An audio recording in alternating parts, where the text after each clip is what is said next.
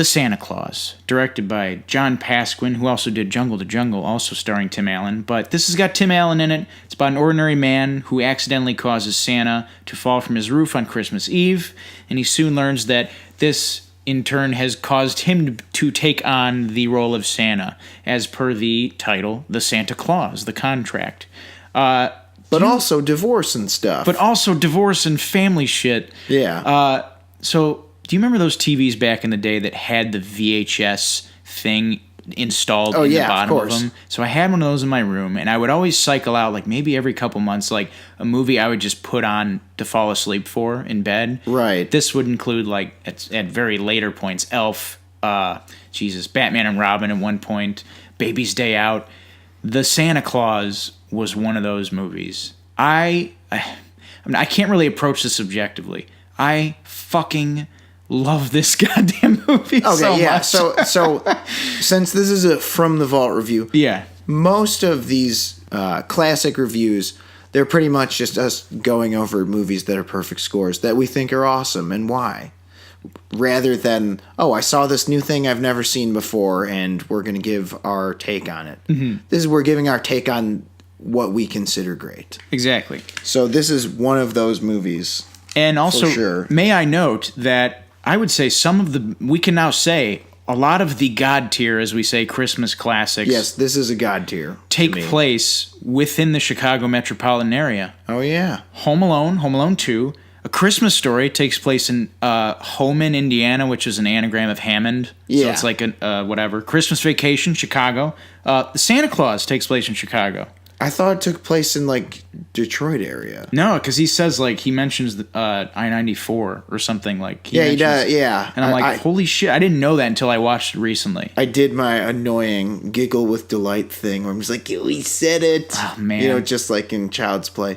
I'm on Wabash. I'm on Wabash. Remember, Detective Norse was on the south side. Yeah, I guess. Yeah, whatever. Anyway.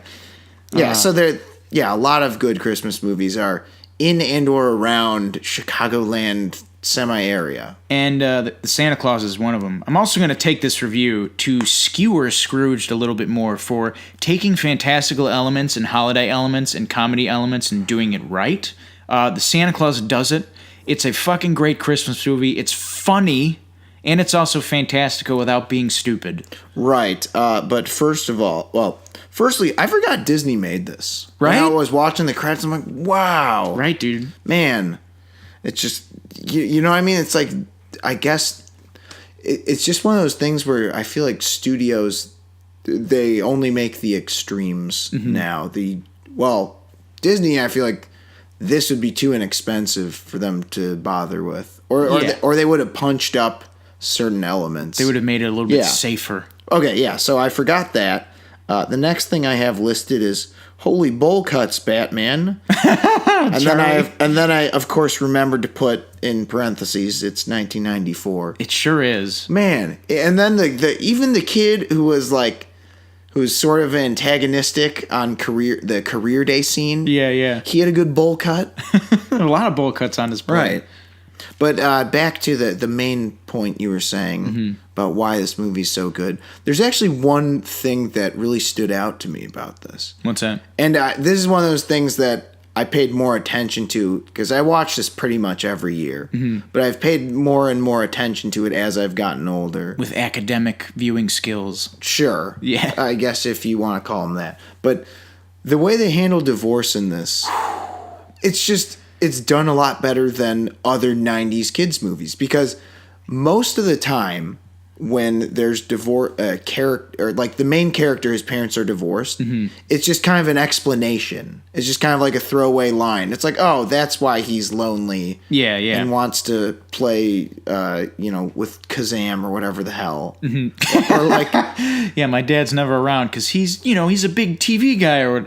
Yeah, it doesn't matter. God, I don't want to think about Kazam. Yeah. It could be anything made up, like. My parents are divorced, so I play with this giraffe guy. Yeah. Like it doesn't matter. But genie. But this is, it's not a plot device. It's part of the story. it's a major theme actually in the movie. It's really crazy. And this was something that I kind of took for granted as a child because I grew up and my parents are still together. I never had to really deal with divorce being a thing. But as I got older, I really started to realize, like, Jesus Christ, this movie is super nuanced in how it's doing. Like, if you were to pitch this to me in a pitch meeting, like, all right, it's a Santa Claus movie where the dad he's going to turn into Santa. Oh, he doesn't want it. Also, he's divorced and his kids, like, in dire need of him being around and their family's falling apart. It's like, what the fuck? Get out of my office. This is horrible. Yeah. But Jesus, did they do it well. And, like, the themes about, like, him not being around, but the fact that he's not around is because he's Santa now. And it's like he can't be around, but we as an audience and Charlie as a child and Tim Allen as a father have to come to a place where, like, well, sometimes families don't fucking stay together. That doesn't mean it's a bad thing. Right. Mrs. Doubtfire also handled that very well too, I might add. Oh yeah. But yeah, God damn it, but see, that was like, I wouldn't say an adult movie, but no, it was more adult oriented. Yeah, it's not like a movie about Santa, right, or basketball players who are genies. Yeah. But this is jumping ahead. But Jesus Christ, that scene with the visitation rights, where like Charlie's walking away and he's crying and shit. Yeah, I'm like, it was like some Tommy Boy Brian Dennehy funeral shit. Where I'm like, this is just a masterfully crafted filmmaking moment. Like it's so like. The counselor's like voiceover and like cut to like Charlie walking away and then fucking Tim Allen walking through the snow and shit. I'm like, geez. Yeah, it's just like the look on his newly chubby Santa face. Just and you got the utter sad disappointment. The sad music. That's the other thing is the score in this is really good. So good. Really good use of holiday bells. Oh yeah. Yeah, that's what I'm saying. It's like well, yeah. That's the other thing it does that I love is string pluckery of the strings. We don't get enough of that. We get too much of the regular strings. What about some plucking, man? Yeah, man. But one thing back to that divorce that I have actually written down here. Yes, I love that part where they're just in the Denny's. Burn a turkey.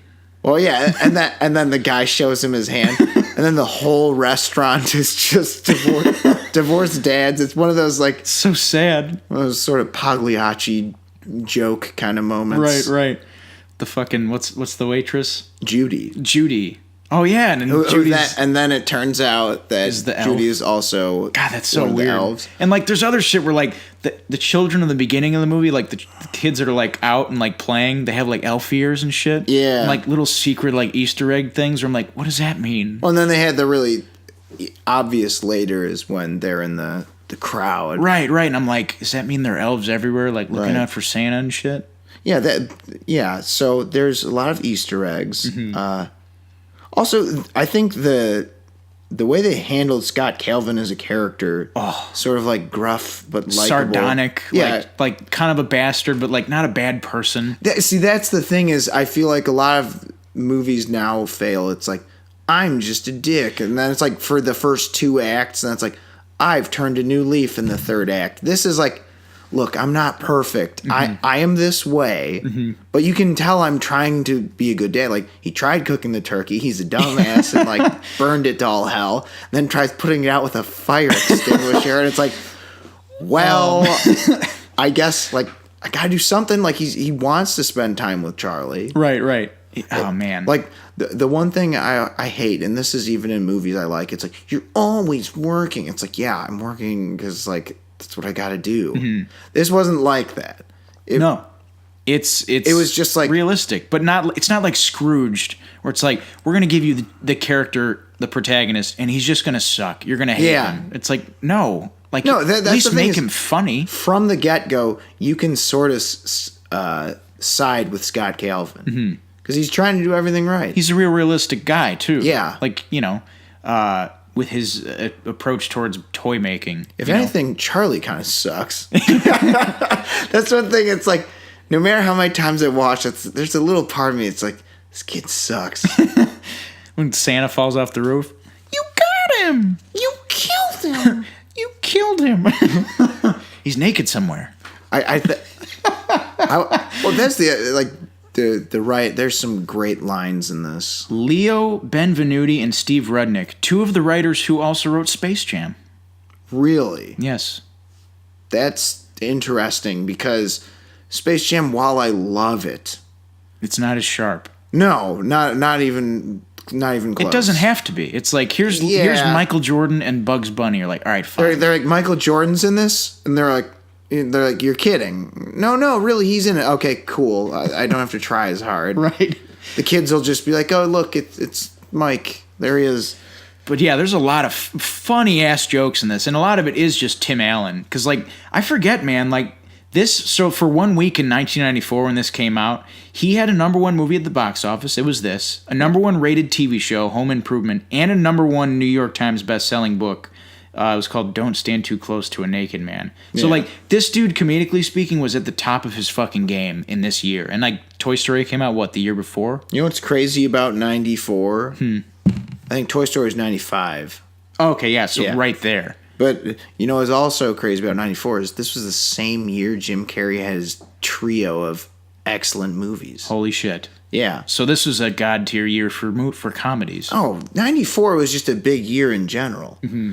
Yeah, but while on the subject of Tim Allen really inserting himself into this character, one of my favorite lines is just like, that's a Tim Allen line. The part where he's flying, it's okay, I lived through the 60s. I'm used to it. When I wake up, I'm getting a CAT scan. Yeah. And then I wrote for the 60s line, I'm like, oh, clandestine drug references. Yeah. There's that other line where he's in the meeting with Peter Boyle or whatever. They're having the toy meeting and the total tank with Santa. Well, isn't that a pretty picture? Santa rolling down a block in a Panzer. Well, kids, I hope you've certainly been good this year because it looks like Santa just took out the Pearson home. Incoming! God damn it. Yeah. There's some belly laughs in this. I was shocked because I'm old and I suck now. And I'm such a bastard now. And I'm like, that made me laugh. No, that's what I'm saying. There's a lot of lines like that. Well, I mean, you got a lot of good lines from just like extras and shit too. Oh, dude, Bernard. Well, the little girl, I want some ballet slippers. Oh yeah, in the park. I want some ballet slippers. Right. Let's see what else I got here. Also one thing about this movie that's really good. Mm-hmm. I absolutely loved the North Pole depiction. Oh yeah. This is one of my favorites. Like when I imagine the North Pole, like I tend to think of this or Elf or the Rankin Bass stuff. Like those are like the main things I think of. And this, they really went above and beyond in the set design. It's so colorful. Yeah. Like a lot of pinks and just magentas and bright pastel colors. And what I really liked was the sound design. Like when they show the giant hall of everybody making toys, you just hear all these toys going off, making these weird noises. And I'm like, I want to fucking go there. And I'm 25. Yeah. It's a great thing I noticed while he was at the North Pole. Yes. What's that? And I don't know. I didn't pay attention to this during the rest of the movie, but classic Joseph Campbell's hero's journey. Oh, yeah? Denying the call. Oh, man, of course. I can't be Santa. Yeah. It's classic. I love when he's just the whole hall goes quiet. What if I just decide I'm not gonna? Yeah.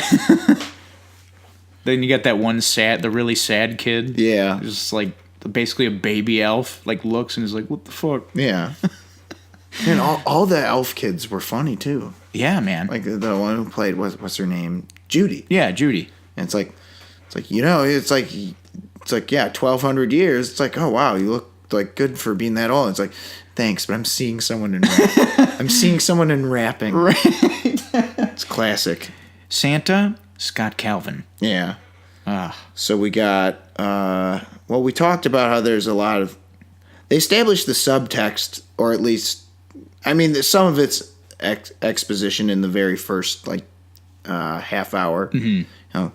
The whole thing. It's you gather that he's divorced pretty quickly. Yeah. Without them being all lifetimey about it. Yeah. It's not the tension's there. Yeah. And of course you got Judge Reinhold as Neil. Oh man. Neil in his sweaters. He's such a dork. Yeah. God.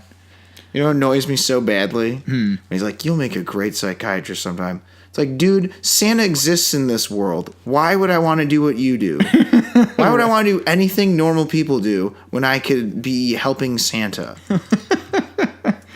That's like magic is real, basically. It's Pretty much. It's like, all right, I'll give you 2 choices for a job. Something with not magic and something with magic. It's like, what do you think I'm going to choose? He should have just been like, piss off, Neil. You're a loser. I don't want to do what you do. I want to be Santa's helper. I want to be Santa's helper. Yeah, exactly. I flew in a fucking sleigh over the city. I guess. Okay.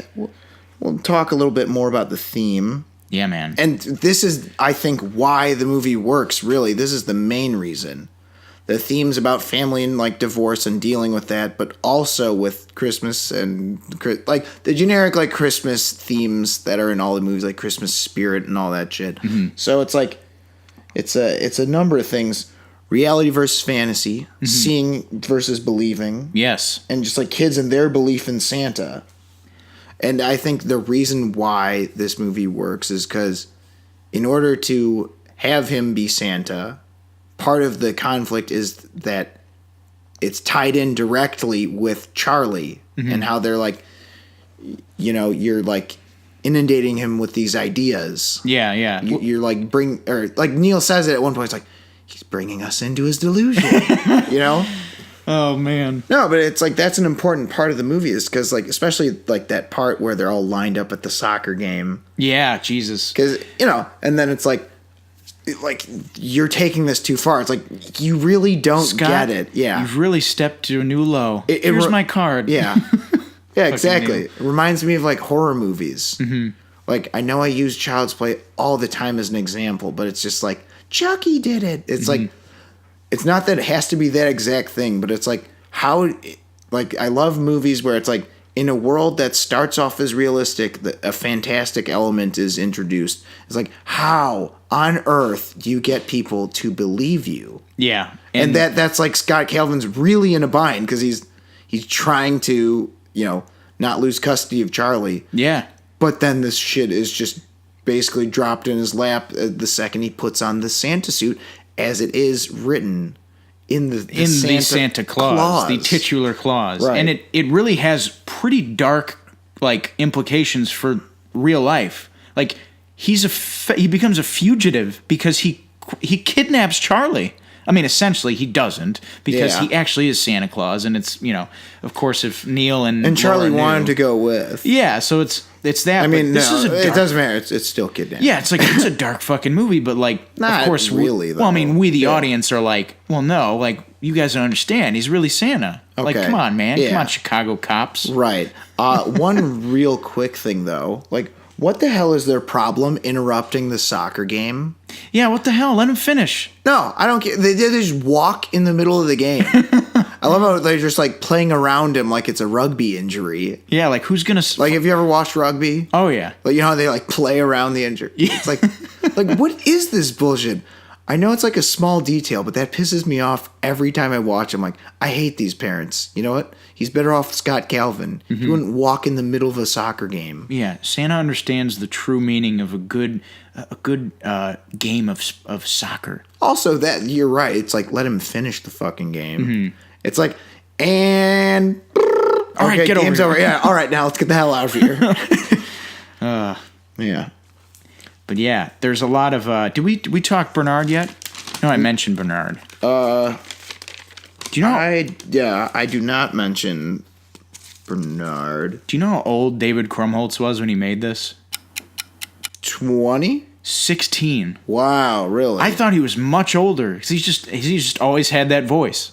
Well, that doesn't help his case for if he's trying to appear younger. Right. But that kind of makes sense because, like, if he's 16, that means he's probably like 2,000 years old or whatever, in Elf years or whatever. Well, I mean, God, he will always like, be Bernard. How old were the other kids? Like, probably no more than 10. Like 9 and 12. Yeah, 9 between that age range. Right. Let's see what else I got. Oh, the mom. I wrote a letter every week that year. What a weirdo. and kneel and and then Sweeney she whistle. follows it up. Well, not every week. It's like it doesn't matter. The fact that you wrote multiple, you've already dug yourself in the hole, lady. That's weird. Yeah. She's got like the mom version of the bowl cut in the 90s. Yeah, she does. I had relatives with that haircut. Man, I don't know like why hair is such a subject in this movie. This might be a symptom of watching Princess Switch. I don't know. You know what's interesting though? You bring up hair and like the makeup and all that mess. Yeah. It's the makeup and hair. Is it weird that I thought the hair and makeup for Tim Allen, for Scott Calvin, when he's becoming Santa, it looks better here than it does in 2 and 3. Like it doesn't look like a fat suit. Or like his face, like it looks like even like when he's got like the gray hair. The fat suit's real good too. Oh, it's great, and like little weight. Does this look like a little weight to you? you're healthy as a horse. Yeah, Clydesdale.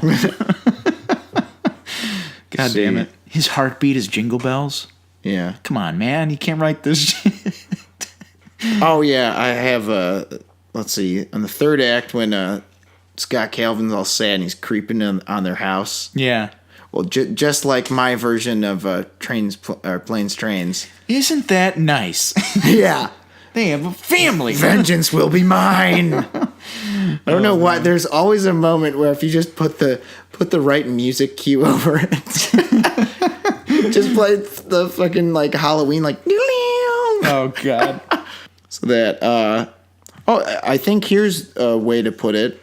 The third act is a lot more like the first. Like I feel like the first and third act kind of, they bookend the fantastic. Sorry, what the fuck was I saying? Sorry, the second act is the realistic act for the most part. Well, because we're no longer in the North Pole, right? And it's bookended with North Pole acts and antics. Yeah, and it's bookended with Christmas. Right, and I think that's another reason why the melding of the two types of stories worked. Right, because that second act is really just the year after that Christmas, following up to the next Christmas, and him dealing with all the Santa changes. Right, and it makes sense. That kind of the other thing that occurred to me while I was watching is in the second act when they're going through all the realistic stuff. I thought it almost seems like they needed something like this because what the hell would the story have been otherwise? Right. It would have just been like, Rudolph needs a partner for his hockey game. Or like it would just be like sort of episodic, like stupid shit. I don't know what you would do in the second act if you didn't have some trouble on the home front. Yeah, if you didn't have something like this at least. Yeah, to have this pile on top of. Right. And it works supremely well. Yeah. See, the ZZ Top strut. Oh man, as if this movie wasn't perfect enough. However, why would you not choose sharp-dressed man? Because, it's like a Santa suit, that's sharp-dressed man. That is true. But I do like Give Me All Your Love. Oh, no. It works. And then they do the little, the strut thing with the arms. Yeah. I love it. It's a great montage. The cops are arresting all the mall Santas and shit. Dude's like, it's a rental. Yeah. It's a rental suit. It's good stuff. White hen mugs, very 90s. Yeah, very 90s. Very 90s Chicagoland, too. Yeah. Man, oh, man. When he comes in and they're just, cool with it, it's like, hey, yeah, I'm definitely not here to kidnap Charlie. I know we just had that meeting. Yeah. Ugh. I mean, well, I don't know. I've gone through all my notes. Yeah, man. Well, we've talked it all, all the elements that make a movie good. The narrative, the thematics, the performances, the effects, the score, everything on in every level makes this a good movie. But what makes this a good Christmas movie? Bowl cuts, ZZ Top, and weenie whistles. Right. No, but it's utilizing all of that and I think the real message is squeaky wheel gets the grease. It sure does. Just complain and then Santa will eventually bring it to you when you're 45 years old. He'll fall off your roof, die, and you can take his clothes. Yeah. But no, I think that this is one of the best Christmas movies of all time because it weaves. Can you imagine how difficult this movie would be to pull off now? Or anytime, there's just so much going on in this. Well, I'm telling you how it'd go now. It'd be way safer. Well, no, I almost think I think it would bomb. It wouldn't be safe. It would just be bad because Scott Calvin would just be a huge dick. Mm-hmm. He'd just be like, I don't know, like he'd just be like, oh yeah, Charlie. Here's what I think about hanging out with Charlie. Just like farting the cell phone. Like I don't know. I think he'd be more of a bastard. Like maybe at the party at the beginning, he'd be like real drunk. Mm-hmm. I don't know. Right.